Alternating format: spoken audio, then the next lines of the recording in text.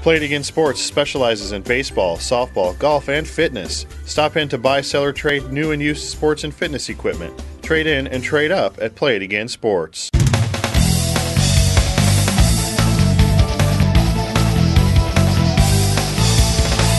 Welcome to another edition of In the Hoop. I'm George Ayub with Bobby Mills. We're at Grand Island Senior High School, where tonight the Northwest Vikings will be playing for their district lives. That's right. We're at that time of year. The Vikings play Hastings, who they played the first game, the play-in game, beat Lexington, so they'll tip it off. They have the first game tonight. Second game is Aurora and Holdridge. So, I didn't know if you'd be here because I figured that, were you nominated for an Academy Award? No, I wasn't, but okay. I watched it. Yeah, okay. I kept looking. I kept looking for you to get up and say something, but yeah, you were nominated in the 1,000-yard rusher category, right? And so no anyway, nominees. We've seen the Northwest boys play a number of times, and we've seen Hastings play once. We saw that they beat Hastings back on January 18th up at Rosecrans Gym at Northwest. What do you look for tonight? Well, I look for a lot of the same thing, and of course, we hope Northwest, got their program together after that season loss to Aurora, and I think they have. But Hastings' problem is they have athletes, but they just can't seem to score enough points. Right. So if Northwest can hold them under 50, they'll probably win the game. Yeah, and I thought that was sort of the story of the game we did. Northwest and Hastings. Hastings. I thought they played pretty well on defense. They just couldn't put the ball in the bucket, and you got to score points to win the game, obviously. And so I look for that. The second game tonight will be Holdridge and Aurora, and of course Aurora with a big win over the Northwest at the end of the year. That's just what you want going into districts. I know, and then of course the night they beat Northwest, they had just dropped a 10-point deal to Holdridge. So you never know. This is going to be an interesting night right behind us. Right. Aurora and Holdridge have split this year. Holdridge beat them on the 15th of February. Aurora got them earlier in the year, into January. So it'll be the rubber match for that. So it'll be two really good games going on here at Senior High tonight. And crunch time. Yeah, crunch time. Just to catch you up a little bit on the other area schools, Grand Island Senior High season ended at 3-20. They play the favorite to win in Class A. Right. They went to Omaha Central and got doubled up 70-35.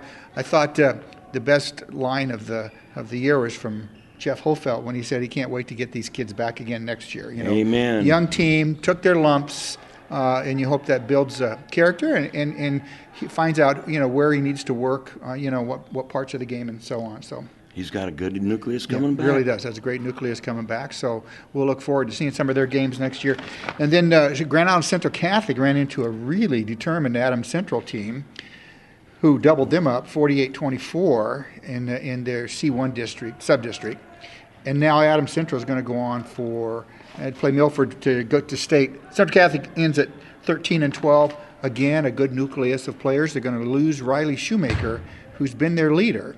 But that's a great group of sophomores, I think. It is, yeah, and they played a tough schedule too. So they're much like Senior High. They'll have some good kids coming back. Yeah, so they'll look forward to that. And 69-63, Heartland Lutheran lost to Hampton. That was in their opening round of their sub. Hampton went on and faced a Giltner team that's playing pretty tough, and they're playing well at the right time of year. So their season ends at 7-15. They're going to lose Isaac Splatstasser, who's been their ringleader for a couple of years now, so they're going to have to replace him. But they have a pretty good nucleus of young kids coming back, too. I think the Simonson kid could end up being a leader, and maybe as early as next year, and maybe he'll have to. And, we've talked about this before on In the Hoop, that they've suffered injuries, and, he's a scorer, but he's had to handle the ball out front. Yep. Isaac had to play a lot of different positions, and so it's just it was tough for Coach Wagner to get everybody in the right places. So they end their season at 7-15. So the Northwest Vikings, the lone City Boys team, left, and they'll take on Hastings tonight at Grand Island Senior High School. We'll be back after a word from Play It Again Sports to talk about girls state basketball. Play It Again Sports is more than a used equipment store. We offer new equipment in all the top brands. Easton in baseball and softball, TaylorMade in golf, Schwinn in fitness, and we're the only Cliff Keen wrestling dealer in town. Stop into Garrett for spring and summer activities. Trade in and trade up at Play It Again Sports. All right, we are back with In the Hoop. I'm George Ayub Bobby Mills with me, theindependent.com. We're talking girls state basketball. The Northwest Vikings had a stumble in district. They got the wild card. They did. They come in as the 3 seed, and they will play McCook, a team they beat by 22 points Right. on February 15th. So it's not the way you want to get to state, but they're there, and they're the 3 seed. Pretty tough side of the bracket with Seward and Holdridge It is. on the other side. I think I don't know. Like we were talking before, I think they'd maybe want to play Seward and not Holdridge again, and it almost panned out where they had to play Holdridge first round. Mm-hmm. And I don't know if you want to see that again, but No. and I did the McCook game out there, and McCook was just a step behind. So I think it's a good draw for Northwest, although McCook has good athletes. McCook has good athletes, and I think they have to be careful. They have to look at what just happened over in Aurora. Yes. Holdridge, it's tough to beat somebody 3 times, Boy. but Holdridge stayed with it and got the W over there. Psychologically, I think you might be right about playing. They played Seward, and we should tell everybody they played Seward, and Seward beat them early in the year. Long time, yep. And they've beaten the number 1 seed, Beatrice, twice. Yep. The Northwest girls have, including a great victory in Beatrice, Great which comeback. is a tough place to win. So they're, the first thing they have to do is get past McCook, and then I'm sure Coach Hertzberg will address whatever they need to address psychologically about whether it's Seward or Holdridge. So they play 8:45. That'll be Thursday night at the Devaney Center. The late game. And they'll play at 8:45 again if they win. They're stuck do. on that late one. So. And my bedtime's about 9 these days. So we won't see it. We won't see it. I'll read about it in the Grand Island Independent. That's right. C2, we're going to jump to C2. 2 area teams, Hastings, St. Cecilia, and Sutton, play each other. St. Cecilia, big winners over Sutton back on the 12th of February, 58-29. So obviously the favorite, the 2 seed St. Cecilia against the 7 seed Sutton. St. Cecilia's had a good year, and they've been consistently good. They have, and they have everything. They have the small girls that are young, and they have a big girl inside. They're just balanced, and they're so tough defensively. They match up well against Sutton. Yeah. Carlos Radquin, please come in the counseling office. Carlos Radquin to the counseling office. Thank you. Just want to remind viewers we are in high school. Yes. And then down in D1, Palmer gets the 7 seed. And we've seen Palmer play and very impressed with them. And Emily Wolf had 22 points, including 12 of 15 from the line and a district victory over Silver Lake. I don't think you want to foul her, George. Yeah, and the thing is, she's such a great ball handler and drives to the basket, but she really controls the offense. The 3 Velocic girls, the 2 Wickman girls, oh my, they're a good team, and we were impressed with them when we saw them out here against Heartland Lutheran. So I think Emily Wolf will be the ringleader there.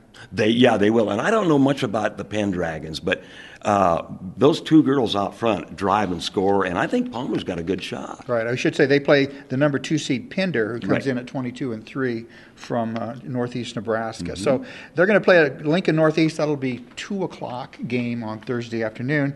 And then Giltner down the road playing great basketball. They came in as the 6th seed. I thought they might get a little higher seed. I did too. I'm a little bit surprised with that. They're going to play Why Not?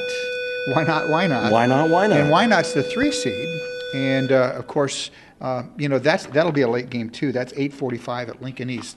Giltner comes in at 19-6. So this is a pretty tough matchup for them opening round. Gosh, Why Not's been at state for I don't know how many years in a row and won some titles. So Why Not's a great team, and it's going to be a tough matchup. But Giltner's, they're rolling too. They're playing well. So that'll be a good matchup too. So those are our 5 area teams, Giltner in D2, Palmer in D1, Sutton and Hastings St. Cecilia, who will play each other in C2, and of course the Grand Island Northwest Vikings. They are our town representative in Class B. Get down there. And so we have some teams to follow there. And we'll do just that, and we'll be back next Monday with another edition of In the Hoop. For Bobby Mills, I'm George Ayub. Thanks for joining us.